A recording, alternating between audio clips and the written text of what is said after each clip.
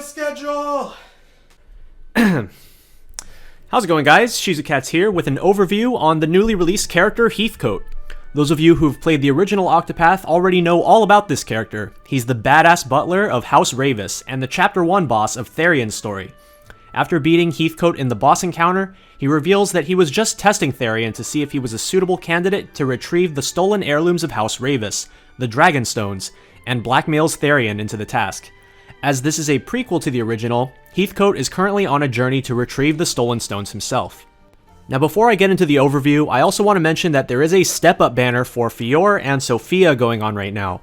This step-up follows the 150, 200, 250, 300, 300 structure, costing a total of 1200 rubies for 5 steps.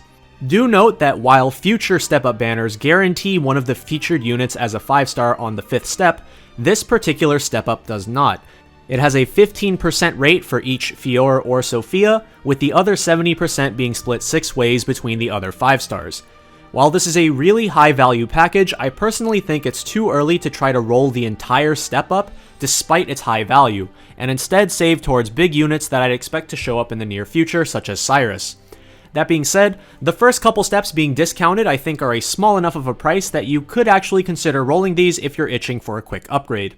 Additionally, if you haven't actually started the game yet, this is a perfect opportunity to reroll and get even more value out of your starting rubies.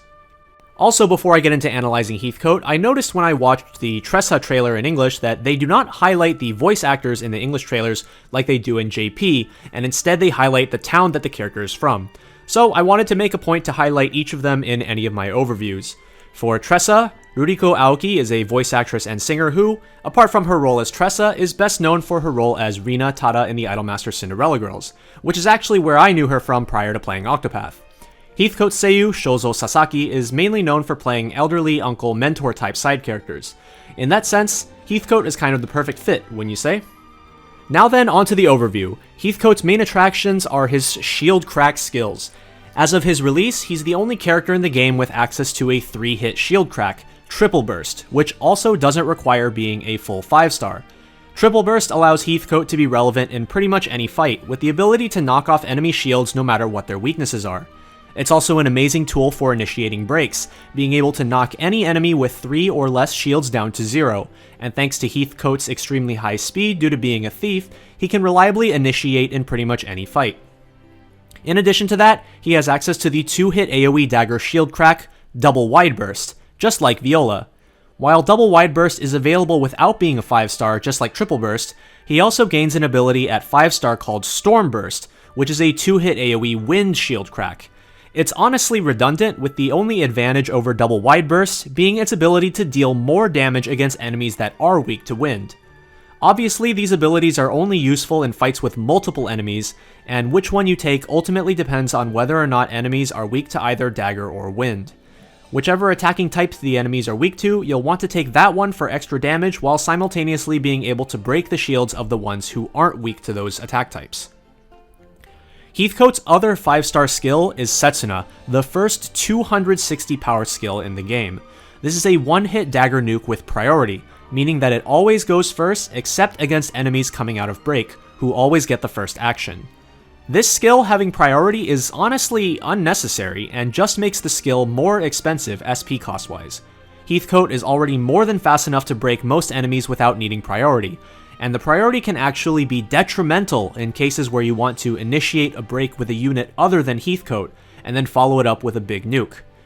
For example, if you wanted to use Viola, who's naturally faster than Heathcote, to initiate a break, and then follow it up with a 260 power nuke from Heathcote, well, you can't, since Setsuna is set to always go first. It's a little bit frustrating, and sometimes I wish Setsuna was just a vanilla 260 power nuke and costed less SP. That being said, Setsuna having priority does allow Heathcote to break Kates before they can run away, so if you really hate having Kates run away on you, this is the skill for you.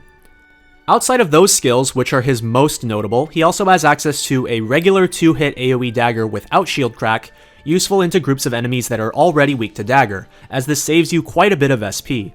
Additionally, he has a 230 power wind nuke, letting him potentially deal some big damage in wind comps with allies like Noelle and Menno. For his passives, he has a 20% chance to remove certain status ailments at the end of each turn.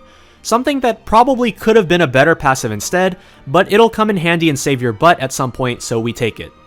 His other passive gives him 20% increased damage when attacking enemy weaknesses, which honestly kind of goes against his whole shtick of being able to shield crack and ignore weaknesses. That being said, 20% free damage is 20% free damage, so we absolutely take that as well. Overall, Heathcote is a plug-and-play kind of character that realistically could fit into any composition. In encounters where the enemy is weak to daggers or wind, he can deal good damage backed up by his 20% damage passive. In encounters where the enemy isn't weak to daggers, he can utilize his shield crack kit to knock down the enemy's shields anyway. Against groups of enemies, he can use double wide burst or storm burst to great effect. While his Setsuna has some very clear flaws, it's still the first 260 power nuke available in the game, and thus is capable of dealing very high amounts of damage. Now let's talk about the downsides. Heathcote is a character who is at his best in underdeveloped rosters, where you can bring him everywhere with you and he can do his job. The thing is, the further you get into the game and the better your roster gets, the less you need Heathcote. Eventually, most players' rosters will end up being good enough that Heathcote is permanently on the bench, as he just doesn't bring anything to the table anymore. Organized compositions will always rather take the correct weapon types rather than bring a unit specifically dedicated to shield cracking. This is why a unit like Viola is considered so high tier. She has the ability to use shield crack skills like double wide burst, but also offers powerful utility in the form of her debuffs. Another big weakness of Heathcote is that his kit is extremely expensive. Triple burst costs 46 SP per use, and double wide burst, storm burst, and Setsuna all cost 52 SP apiece. For a unit that's designed to be plug and play, you're gonna need to plug him into the charger pretty often, if you know what I mean. As a 4.5 star with an even smaller SP pool, this can run into some serious resource problems. I would highly recommend if you run Heathcote to equip him with Dragon Scarves to make sure his SP isn't running out. So here's the summary of my thoughts. If you're interested in a unit that makes your life easier right now, Heathcote is a great unit. Being able to bring him to basically any fight and have him be relevant is great. That being said, as your roster improves, fights get harder, and shield crack isn't cutting it anymore, Heathcote is going to fall off the face of the planet. Even as a dagger attacker where he gets to utilize his 20% damage up passive, he will be getting outclassed by multiple other thieves such as Falco and Adele, assuming Bravely collab makes its way to English. Personally, I would recommend passing on this banner as the long-term value of Heathcote is just not there. If you want to roll him for the nostalgia value, go for it. I said the same thing about the Tressa banner. Do what makes you happy and roll for who you want to roll.